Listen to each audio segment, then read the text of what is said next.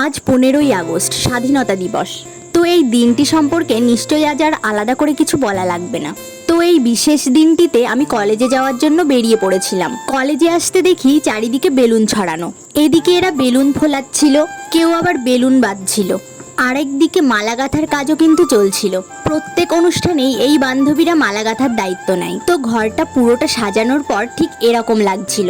Balloon দিয়ে সাজানোর পর এই ঘরটা আরো সুন্দর লাগছিল। আর তোমরা সবাই কমেন্টে জানিও যে আমাদের ঘর সাজানোটা কেমন হয়েছে। এই দিন আমরা কলেজে অনেক আগেই এসেছিলাম, যেহেতু অনেক কাজই বাকি ছিল। আর আজকে কেন জানি না স্কুলের দিনগুলোর কথা খুবই মনে পড়ছিল। প্রত্যেক বছরেই আমরা এই দিনটাই স্কুলে সকালবেলা উঠে চলে যেতাম।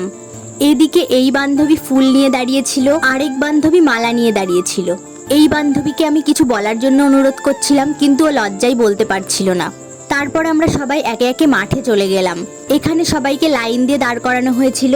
আর এই বান্ধবী ক্যামেরার সামনে আসতেই শুধু হাসতে হাসতে পাগল হয়ে যায়। তো আজকের দিন আর কি অনুষ্ঠান হলো সেটা আমি পরের ভিডিওতে তোমাদের সঙ্গে শেয়ার করব। ভিডিওটি ভালো লাগলে সবাই অবশ্যই লাইক করে যাবে।